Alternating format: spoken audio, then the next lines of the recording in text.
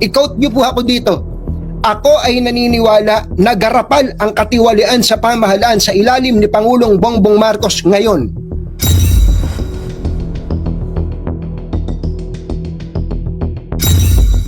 Latest on the top stories, Tunying Taberna. Tinawag na garapal ang pamahalaan ni President Marcos. Hindi napigilan ng mamamahayag na si Anthony Tunying Taberna na punahin ang administrasyon ni Pangulong Ferdinand Bongbong Marcos Jr. Sa isang video na inilathala niya sa social media, sinabi ni Taberna na talamak na ang korupsyon sa bansa SA pamumuno ni BBM. Pagkatapos ay hinimok niya si Marcos na magsalita laban sa mga kongresista at senador na umano'y nakakakuha ng mga kickback mula sa mga proyekto ng gobyerno. Si Taberna ay dating sumusuporta sa administrasyong Marcos. Sa gitna ng alitan sa pagitan ng mga Marcos at Duterte, napansin ng pampublikong opinyon ang pagbabago patungo sa magkabilang kampo. Panoorin ang buong pahayag ni Katunying sa kanyang video. I-quote niyo po ako dito.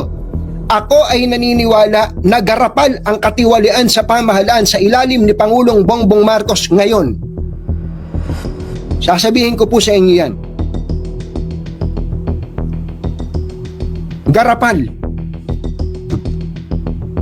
Kaya, kung meron man pong dapat na umaksyon dito, dapat si Pangulong Bongbong Marcos. Si Pangulong Bongbong Marcos should act immediately. Ngayon na.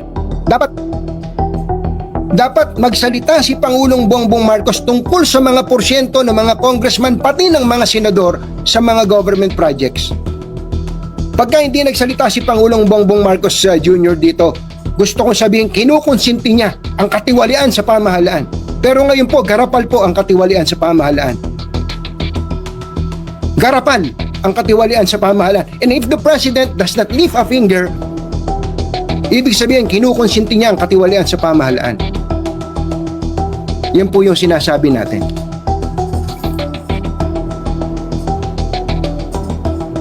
Minessage ko po sila dyan tungkol dyan. Sabi ko, kung hindi, ako po, kahit papano nakakapag-message ako sa ibang mga nasa inner circle. Grabe po ang katiwalian sa mga government projects ngayon.